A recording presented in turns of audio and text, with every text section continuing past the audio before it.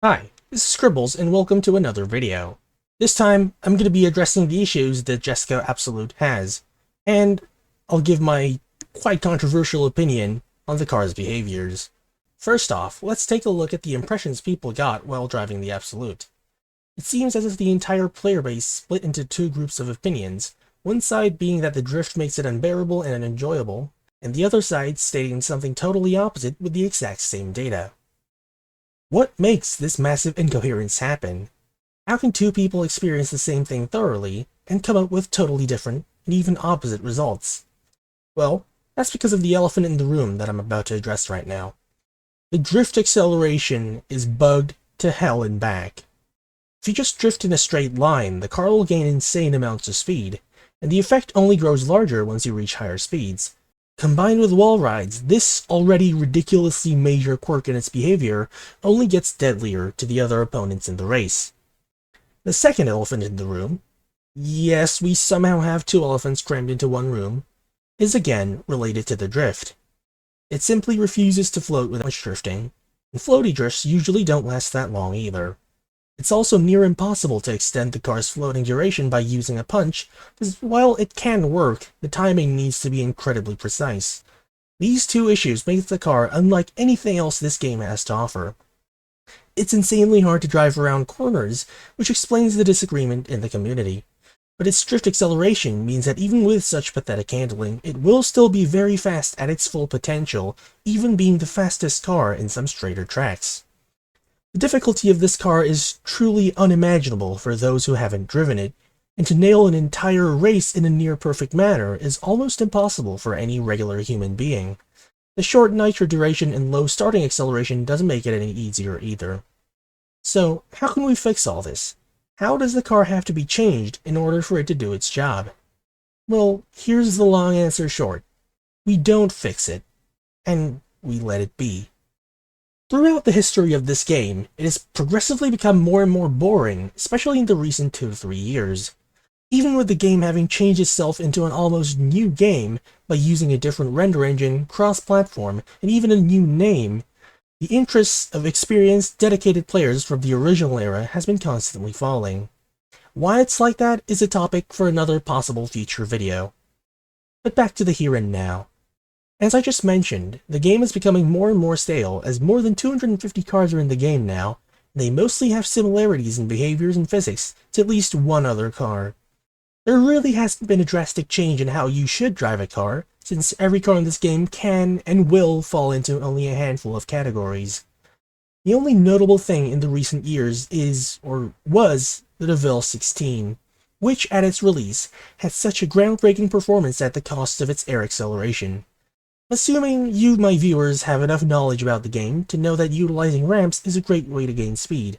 That was not the case for the Devel, where you actively had to avoid ramps and bumps on the ground to go faster. That was a change to the whole book on how to drive faster in this game, at least for this car. The problem with the Devel was that, other than the air acceleration and the poor nitro duration, it was simply unbeatable in every aspect. If you watched my most popular video on this channel, you'd already know. Once it reached its speed and had the momentum going, nothing was able to stop it. The air acceleration was poor, but the ground acceleration was way faster than what the stats suggested, even beating the Bugatti Bolide in a 0 to 400 km an hour acceleration test. And then there was the handling, drifting at top speed, at such an insane radius. Driving it to its max potential was next level difficulty then, but driving it faster than other fast cars was too easy, and it basically meant a death sentence to anyone who didn't obtain the Devel at that time. And that's the main reason why I found the Devel 16's nerf reasonable. It was really fun to drive around the Kyra spiral at 550 km an hour, but it wasn't fun to join a lobby in multiplayer and only meet that car and watch it dominate, regardless of how bad the person behind the wheel was. However, that's not the case for the Jesco Absolut. The low-end acceleration is rather poor, way lower than the stats suggest.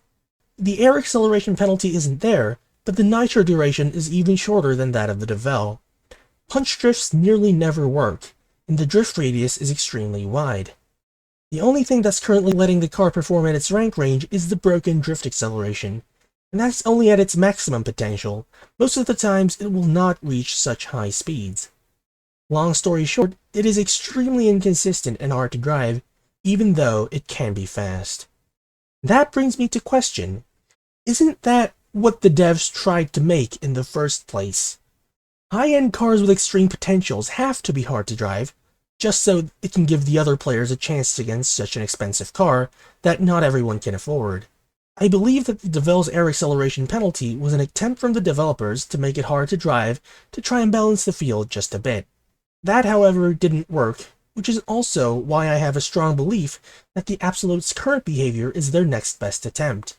Now, I'm not saying that the Absolute's current drift is intended. It doesn't seem to be. However, with that being said, if we don't look at how the intended level of difficulty has been achieved, this is actually a really great job at doing so. The car is very inconsistent and doesn't handle well, meaning that most of the times, other decently fast cars such as the normal Jesco stand a chance in more handling-focused tracks.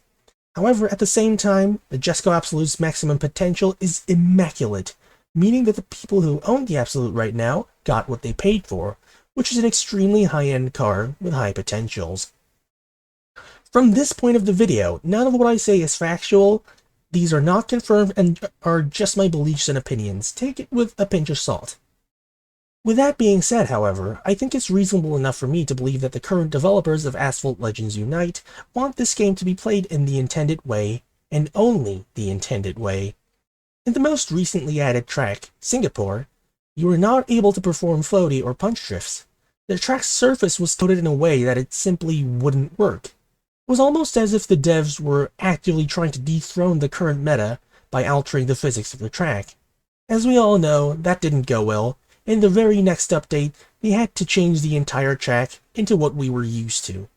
We also know perfectly well why this backlash happened. The physics of this game is one of the best selling points this game has to offer. It was and still is unique, and no other game that I know of behaves like this in terms of driving. It has a fully arcade-styled physics engine, and that's exactly why it's fun to play this game. If this game's physics weren't unique, most of us would be better off playing the Forza series or something else. By removing the floating mechanisms of the physics in the track, the devs have essentially forced the game to be played the intended way. I actually Googled about this topic, and not long after, I found a small community poll asking the exact same question I was looking for. Should the game be playable only by the intended way, or should the player have options to compromise where needed? The image of the results of the poll will do the rest of the talking. Now, it's true that the amount of voters in this poll was small, but even so, a vast majority of the community wanted a game where you had the options to compromise to a certain extent. Asphalt is a racing game, and the main goal of any racing game is to go as fast as possible, preferably faster than everyone else, by using everything in your power to do so. Now, obviously, blatant cheating is an unfair advantage and shouldn't happen, but if the game is being played without altering the gameplay itself by third-party modifications, and everybody else can perform the tricks that you are able to do, then I don't see any problem, especially in the racing game category, where the nature of the game is to compromise where you can and be as competitive as possible. The Devel 16 was a different story, because if you didn't have the car, you didn't even stand a chance against the Devel owner, even if that player wasn't competitive at all. The car was simply too fast even without trying, and that was a major issue to the game's long-term health. However, with the Jesco Absolut, you won't stand a chance against the car only if the driver behind its wheel is good enough to beat you without the car advantage anyway. Obviously, the Absolut doesn't behave the way it's intended to, but is that resulting in a bad effect like last time? I don't really think so.